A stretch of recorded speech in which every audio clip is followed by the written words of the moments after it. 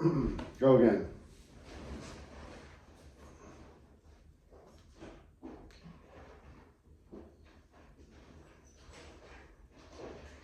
Okay. Founding of our nation's democracy. I'll just start off with this question. The founding of our nation's democracy only allowed white men who owned land to vote. Today, everyone is allowed to vote, but as we see in the representation of Congress, with an overwhelmingly white population, heavily disproportionate representation of groups such as Hispanic and people and women, in a seemingly equal society, how have past inequalities contributed to implicit inequalities today? How can we fix this problem if you find it to be a problem? And how do the systems we hold up today additionally implicitly contribute to this inequality? For example, white people have on average more money and therefore have more capability to get elected into Congress, like for ads and things like that. So, the question, if I'm understanding right, is how do we make it more equal for non-white people? Yeah, or not even more equal, just like more representation in Congress, because that would just doing that would make it more equal, or in theory make it more equal, not always happen. Yeah. Well, I mean, I think two primary problems with our system today are gerrymandering and Citizens United. So I think limiting or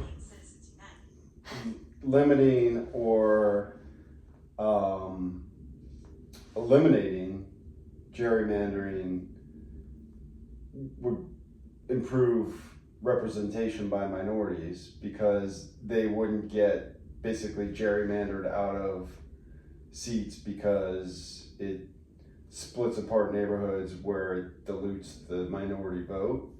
So I think that's a big issue, and I know that there has been some movement to improve that, but I think we're way away from voting districts being equal in terms of improving minority representation. Citizens United, I think, is just a joke, because to say a corporation is a person is ridiculous, because people actually die, and corporations can go bankrupt. Obviously, they can die, but corporations can also continue in perpetuity. And so to give the same rights to a corporation as a voting citizen is ludicrous.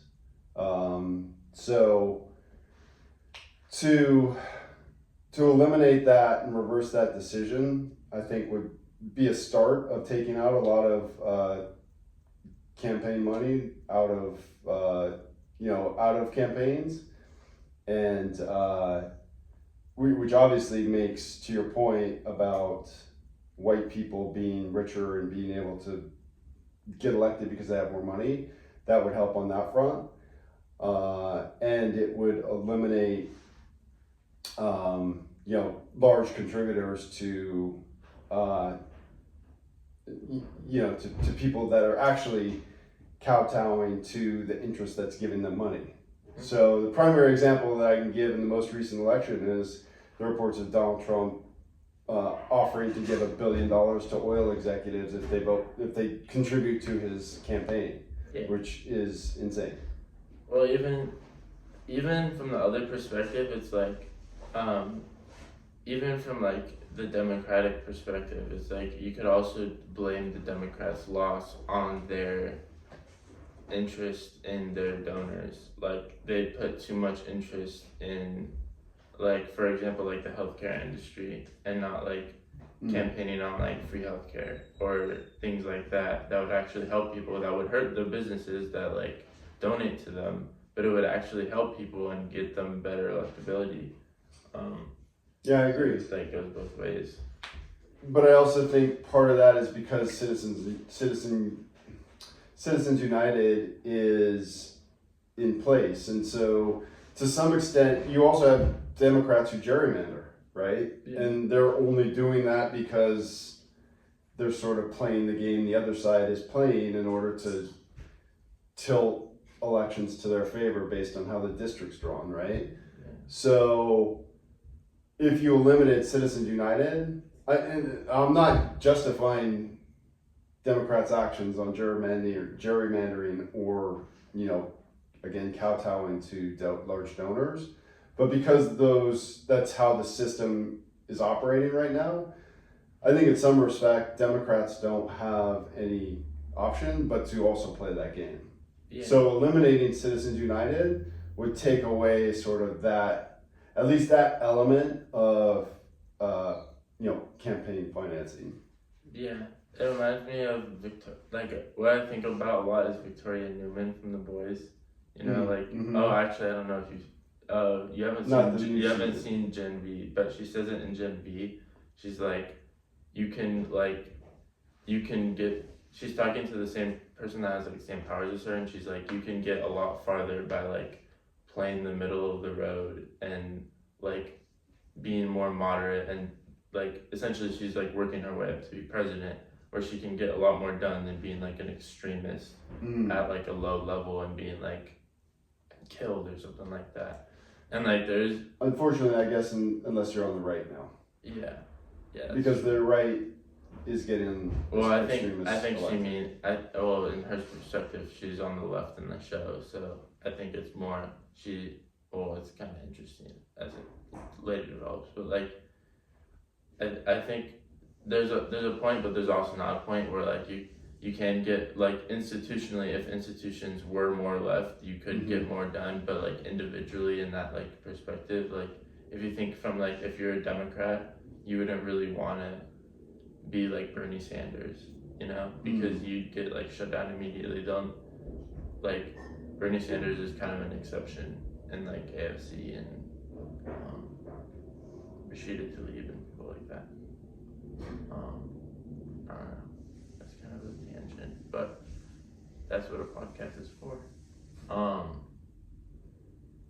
I think those are two like actionable things that can be done to help start to tilt things to better representation. I think removing Citizens United would help, not more than representation. I think it'd help a lot more than that. Just that it'd be like court cases, it'd help a lot more than just like representation and like. Well, and presumably, I'm not exactly sure how super PACs are designated, but presumably it would impact super PACs as well, where I think the contribution limit for an individual is like $2,500, and you've got corporations literally giving hundreds of millions of dollars. Billions. Well, I mean individual companies. Yeah. Didn't Elon Musk individually give like 100 million? Yeah. That's wild. But that was through a PAC because he couldn't do that on his own. And giving $1 million to like random people that sign up voters or something. Which is actually illegal. Yeah. Well, he found like a tiny loophole, but it's not illegal if you are a billionaire. Well, it's not illegal if you're on the right. This might be interesting. I don't know your thoughts on reparations, but it was one of the topics I did in this class.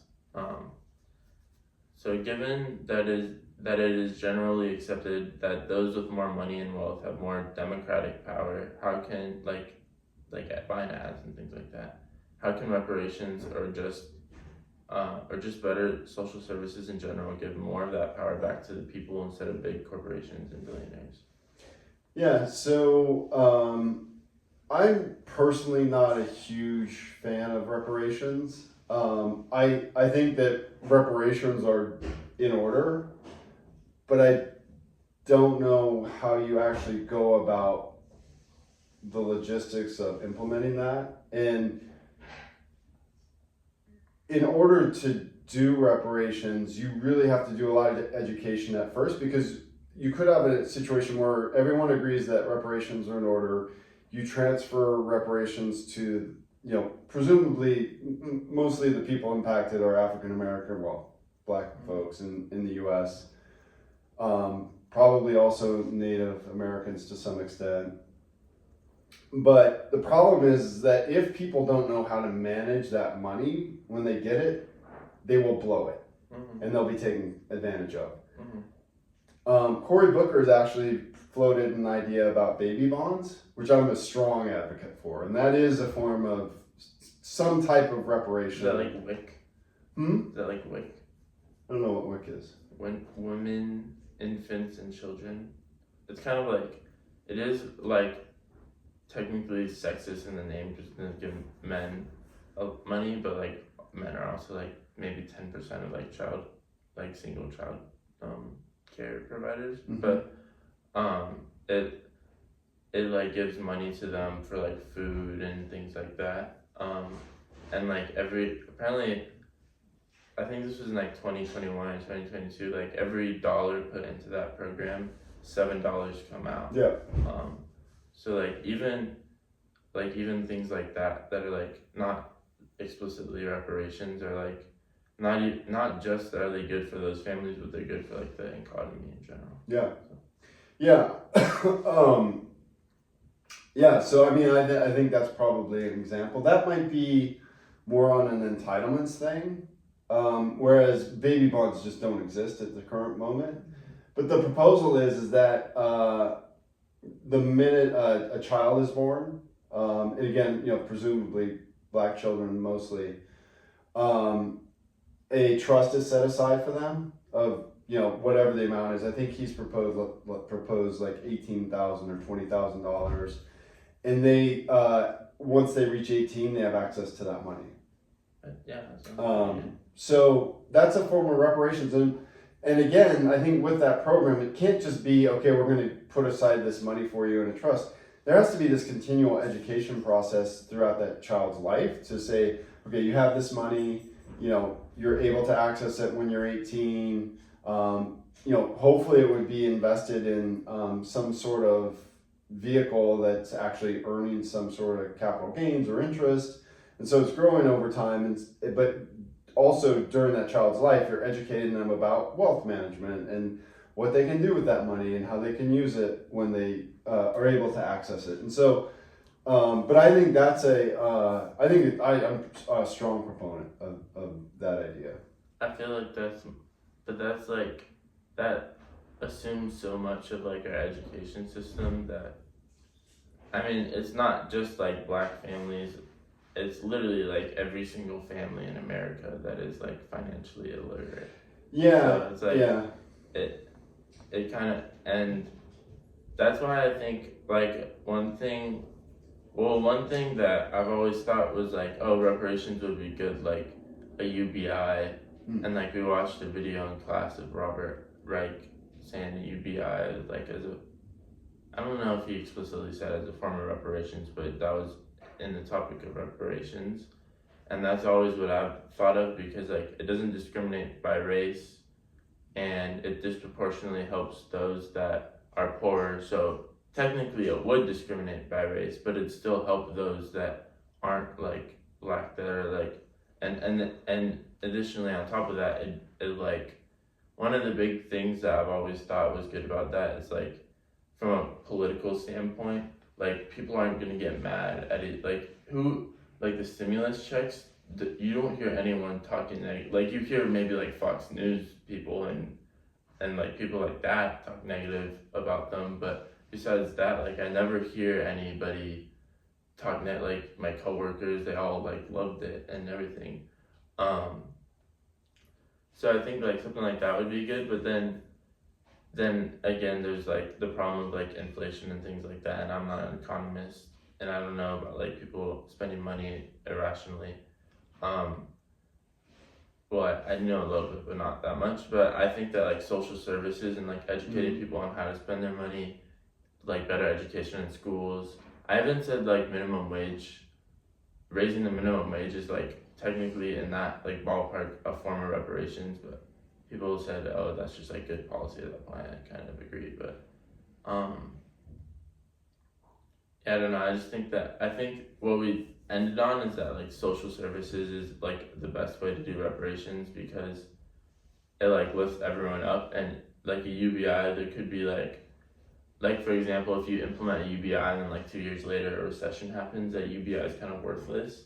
But if you put like education and you do maybe like job programs in an area and parks and things like that, it lifts everything up, not only from an economic standpoint but from like a mental health and health, just everything standpoint.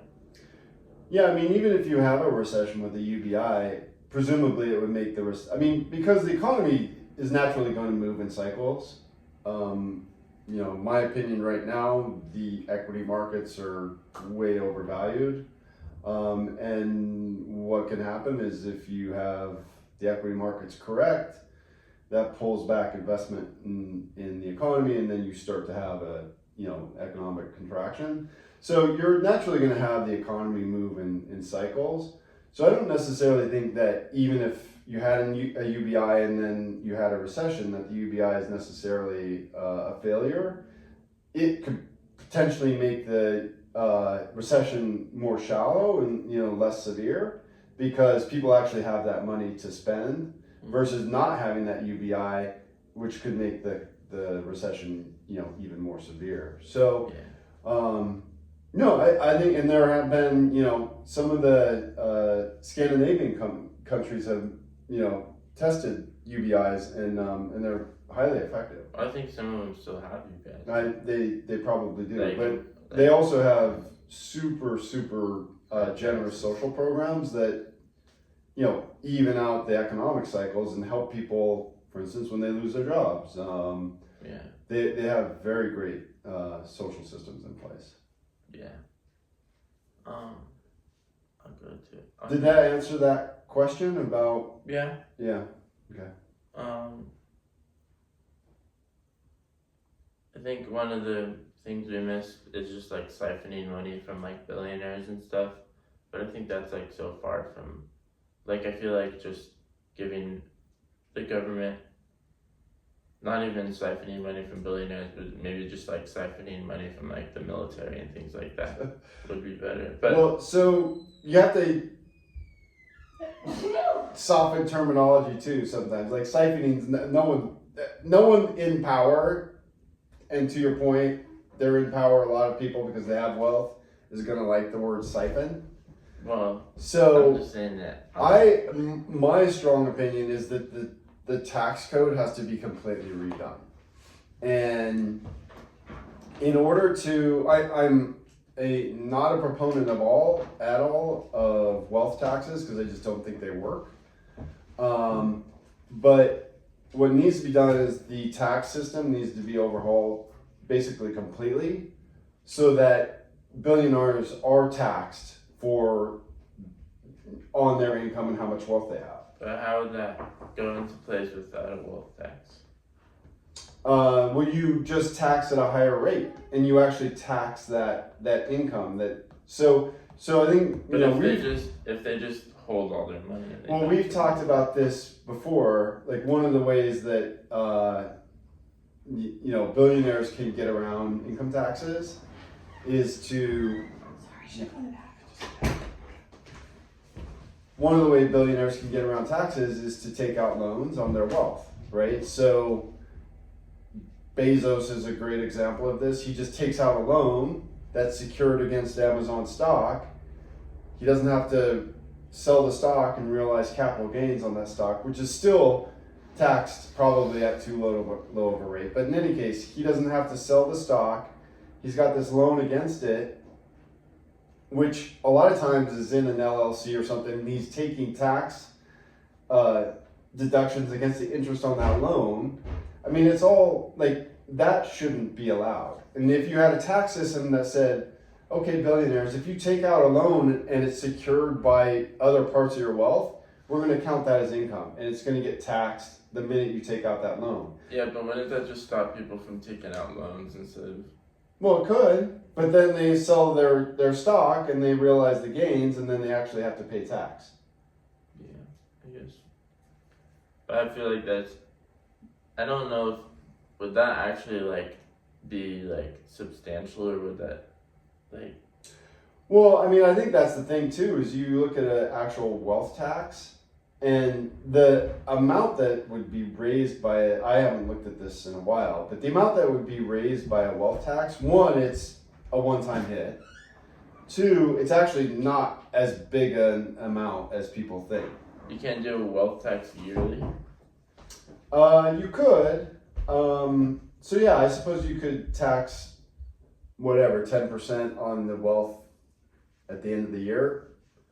Again, I'm not a proponent of that because this has been done in other countries and it never works. One, it's really hard to determine how much wealth their wealth is actually worth, and two, people start moving their wealth to other places and they don't show any wealth, and so they're super hard to implement. And they generally, well, I've not seen one that actually works. But again, if you revamp the entire tax code where one, high earners are actually getting taxed on the money they make, and two, you eliminate some of these loopholes that super wealthy people use, so that they don't have to realize income. That would be a good start. Yeah, I just feel like they have like such an incomprehensible amount of money that it's like even if they like take out a loan in this case, but in that case they just take out some money that gets taxed to like whatever buy like a small company, even that is like a fraction of how much money they have. So it's like I don't even know. I don't know. It feels unbeatable. Well, I think you just start at the source. I mean, this is the thing, like, with Biden's administration, they hire more IRS agents, right? So they can go after tax cheats. And the number of agents that they hire is a big number, and it's obviously that's a cost center. Those people cost money, but the money that they've been able to get back more than offsets like the cost of employing those people. Mm-hmm. And now, of course, the Republicans want to roll that back, and it's like, wait a second, we're collecting more money than what is being spent on these extra resources. Why would you roll that back? The only reason is because the Republicans don't want to pay taxes. Like, they're like, oh, immigrants are coming here and not paying taxes and taking money from our systems, and meanwhile they want to defund the IRS. Right. Like, right.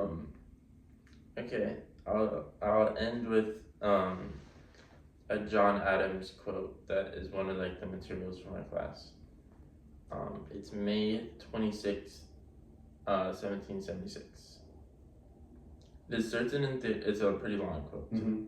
It is certain in theory that the only moral foundation of government is the agreement of the people, but to what an extent shall we carry this principle?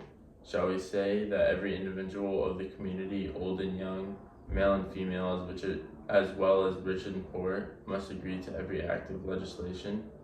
It is not equally true that men in general in every society who are poor and do not own property are also unfamiliar with public affairs to form a right judgment, and dependent upon other men to have a will of their own. Few men who have no property have any judgment of their own. They talk and vote as they are directed by some man of property who has attached their minds to his interests.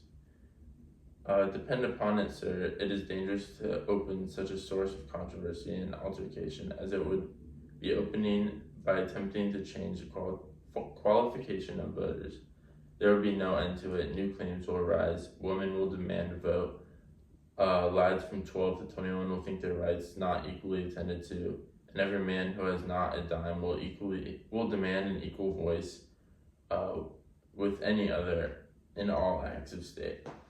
It tends to confound and destroy all distinctions and surrender all ranks to one common level. This was used as an argument against democracy, saying that because of these reasons, people without property should not vote. We see that generally as bad now, but John Adams addresses a correct argument that we are seeing the effects of today. What is a way to solve or mitigate the problem within our current systems? Like the argument is that like people without like property, in this case like not like CEOs, like people, back then it was houses, but now it's like CEOs and stuff, are like kind of getting directed by like mass media campaigns and like a bunch of money put into like changing these people's minds to get them to vote a certain way. And what do you think a solution to that is? Well, I think it's a large part of what we've been discussing. So getting a lot of the corporate money out of campaigns would be a start because, to your point, and to John Adams' point, people are influenced by the wealthy who presumably know everything and have the best decisions, and they don't all the time. So getting corporate money out. Well, it's not even about that, I don't think. Like, even in John Adams' point, like, from my perspective, it's not about that. But even from John Adams' point, I don't think it's about that. I think it's not necessarily about the correct decisions. It's the fact that the owners have fundamentally different interests than people that don't own property in this situation or aren't a CEO. Well, that's true. And because they have differing incentives, the people that aren't capital owners or whatever term you want to use, may not be as dialed into what's going on or may not be paying as much attention. And so they hear from the person that is actually acting against their own interests and is throwing all this money at these ads to say you need to do this when it's actually against their interest, and then they end up doing it. I think that's sort of that is to an extent what's happening. Now it isn't all, like, not everyone can be influenced by that, particularly if you're paying attention to what's going on. I think the ACA is a perfect example, right? You see these surveys of people in Kentucky about how do you feel about the ACA? Oh, I love it. How do you feel about Obamacare? Oh, I hate it. It's horrible, right? There's a prime example of people that are benefiting from a policy, and just because it's framed one way or another, they either hate it or like it. But in both cases, they're totally benefiting from it, right? Yeah. So, again, that's to my point where something's coming down from campaign money, right? Advertising, influencing how people feel about a thing, and it may actually be against their own personal interest. So again, I think taking corporate money out of campaign financing would be a good start. I also think reinstituting mandatory civics lessons or civics classes in high school education would be a great start to, and it should be a full year, right? I mean, people should really understand how the government works and how they should participate as a citizen. I think I'm gonna butcher Barack Obama's Twitter profile, but it's something like, former president or president,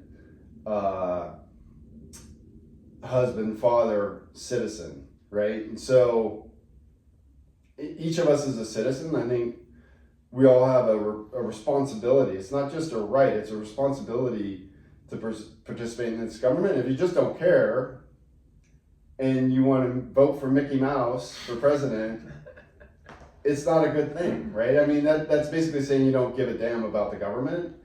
But the government any government is what holds together a society. And if you're electing to not participate, then you're not being a responsible citizen. So I think instituting civics classes, mandatory for every high school student, a full year, how to be a better citizen, how to vote, how the government works, that would be a good start. I think also financial literacy, and part of that's not just personal finances and like knowing how to manage a household and how to invest for the future and how to save and how to budget, but also like how tariffs work. Well, how tariffs work, right? How the government finances itself, And part of that could be like a day's lecture on campaign financing and where all this money comes from.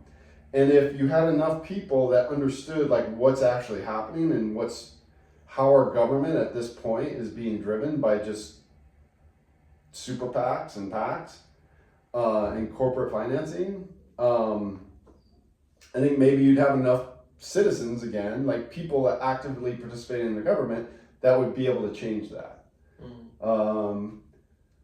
What else? From my perspective, I think it's more of a problem, not even like, well, it's a problem with mainstream outlets. Like, I think that, well, obviously Fox News is like egregious and probably the worst, like the biggest like propaganda wing we've ever had in, like, besides maybe like the Soviet Union and Nazi Germany, like ever in history, like television wise. Yeah. I agree. But I also think that CNN and MSNBC are a problem, but I also think, like, as we've seen with this latest election, it's not just them, but like how this podcast is trying to replicate like podcasts and like Joe Rogan and like, I don't know if you know who Aiden Ross is, but he's he is so stupid. It is like, he got like a clip of like someone asked him if he's a fascist, and he's like, what is a fascist, or something like, he pronounced it even worse than that. I don't even remember, and he didn't know that they were like Nazi. It was really bad. He had a stream with Trump, and there's another guy named Theo Vaughn. And like, I've seen clips of him on TikTok, and like, he's always like pretty funny. Mm-hmm. Like, I've always thought he was like a pretty funny guy, and like he has some funny stuff. And then like out of nowhere, like I think it was after Trump won, he like just straight up said like some Nazi like Jewish conspiracy thing. I'm like, where did that come from? But I guess like it's kind of like all these podcasts and like media outlets, like 90% of it is controlled by the right wing, and it's like not even like Fox News is obviously controlled by money. Even CNN is controlled by money. I don't know about MSNBC as much, but like Joe Rogan and all these podcasts aren't necessarily controlled by money, but when they see all this like right wing money and all this like just pouring money into these programs, it's like, why would you go against that? You know what I mean? Well, like, morality for one, but yeah, like, but again, I Joe Rogan's like a billionaire, so he's probably close to a billionaire. Yeah. But I think this is, I mean, this is a First Amendment thing, right? I mean, we have a right to be stupid, right? And I think if you, again, this goes back to like a civics course, if you had better educated citizens who want to participate in the government and understand what's going on, then maybe you don't get, the far right conspiracy theorists that are just spewing utter nonsense and misinformation, right? You're always going to have that. You're always going to have that, especially in a democracy where free speech is a right. You're always going to have that cohort of people. But if you have enough people that say no, we're not going to accept that, and you're wrong, and they can continue to spew nonsense, right? As long as it's not liable to someone, or actually physically harming someone because it's causing violence. You're always going to have that. But if you have enough of the citizens that say no, we're not going to accept this, and you have to go to the corner, that's what needs to happen. And I don't know how we get back to that, other than these small steps. We got to start taking small steps in order to change what's been put into place. I don't think it's gonna happen any time. It's not gonna happen in my lifetime. No, not even just the small steps, but like what I think should happen like, I think that Fox News should be, like, completely disbanded and maybe, like, 50% of their people should be arrested. Because, like, they literally they daily say, like, treasonous stuff. They daily say it. And it's, like, they say it on a daily basis. And it's, like, you go on there and they're, like... But that's the citizens allowing this to happen, right? So yeah, why is still illegal? Why is J6 now being completely whitewashed, right? It's because citizens have allowed it to be whitewashed, and there's no way that should be white. Like, the fact that J6 happened, one, is a travesty.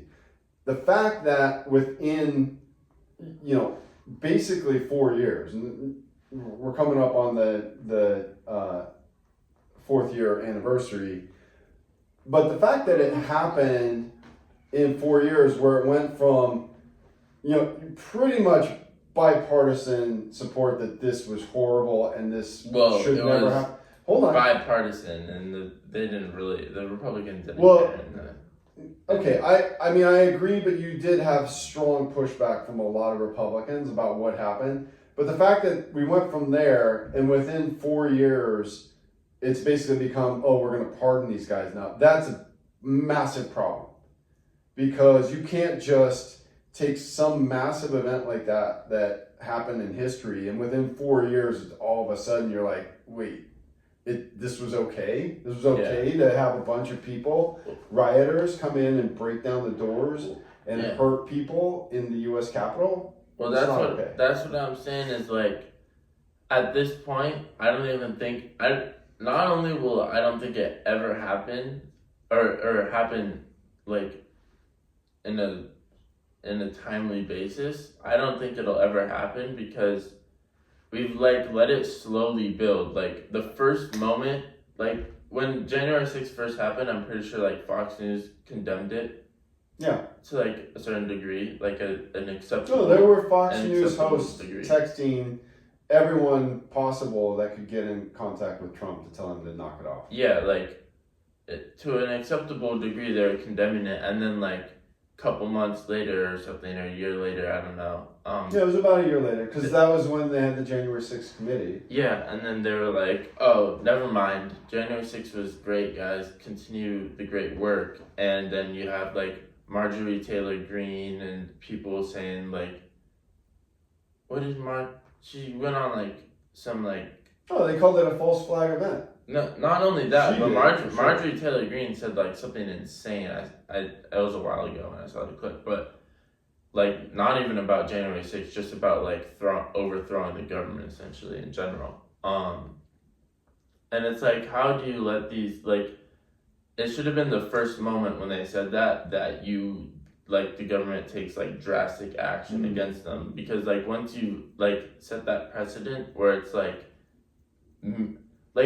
if it's, like, some Nazi on Twitter, then it's like, okay, it's a Nazi on Twitter in his little echo chamber, it's not a big deal. But when it's Fox News saying all these things, saying that, like, Haitians are eating dogs, and things that are, like, blatantly untrue and lead to civil unrest and lead to, like, treasonous actions, it's like, when you let that first thing slide, it's a landslide. Like, everything follows after that, and that's what we're seeing right now. It's like, which I think is why you need to go back to a civics course where you get enough people that are willing to participate as citizens, and this is why I'm saying the far right is always going to have, like, some wackos out there, and they're going to be spewing whatever they can spew because, again, free speech.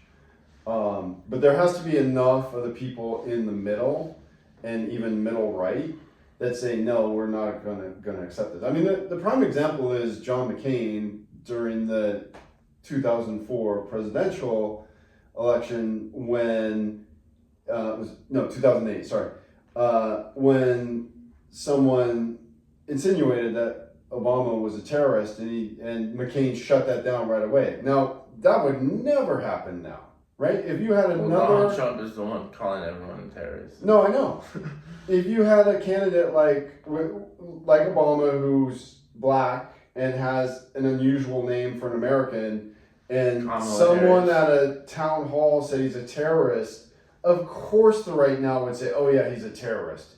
And all of a sudden, he'd lose, that candidate, he or she, would lose 10 points, right? Like off the bat. And so that's what I'm saying. We need to get back to a group of citizens that are willing to participate in this democracy and say, no, we're not going to listen to this shit anymore. Yeah, but I think even if you did have that, it's still like far, because I was literally in AP Gov, like in California, like that's like the most advanced high school, like government class you could probably possibly have, right? Mm-hmm. And there were still like I don't know for sure because they never said it, but like most likely like straight up Nazis in my class, because like I would like, there was a debate we had and I would bring up, they said something was good because it was like lawful, because it was like punishing a crime, and I'm like,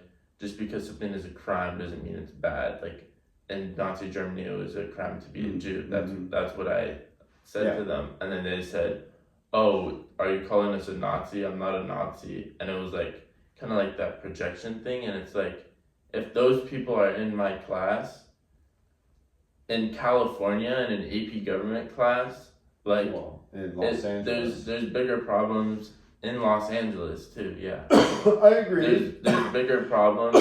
Like education will help. I'm not saying we should not educate people. I'm just saying, I feel like that is like 5% of the way. Yeah, I mean, I don't disagree with you on that.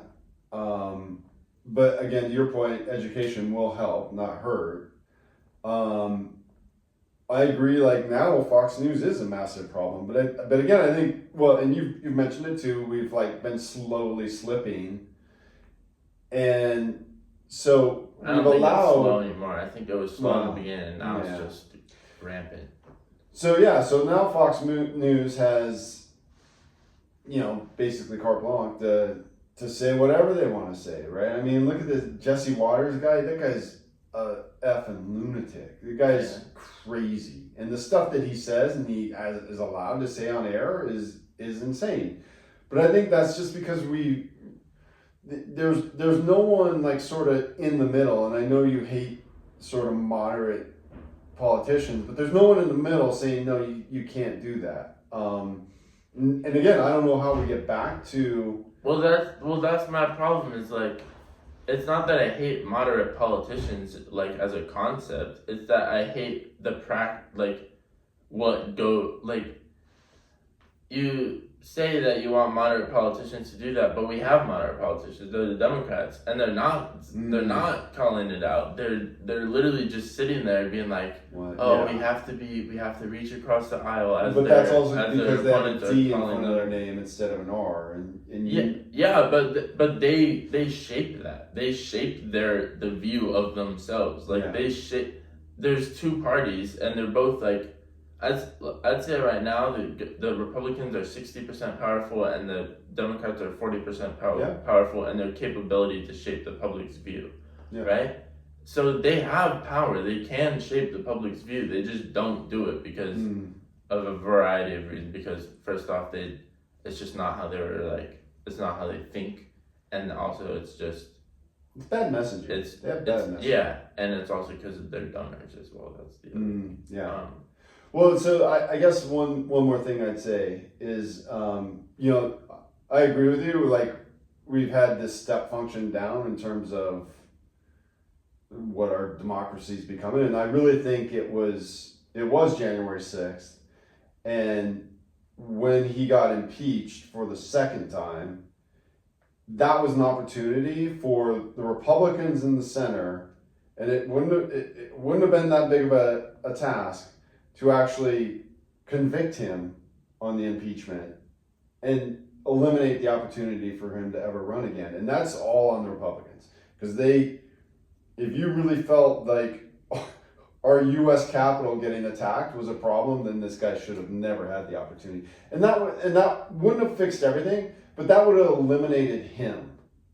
And maybe that would have put us, at least stop the slipping. a bit or slow it down. But I think you're right. We took a step function down, and the fact that he actually got elected again is still mind-boggling to me. Yeah. Well, I think that was a good conversation. Yeah, that was fun. Mm-hmm.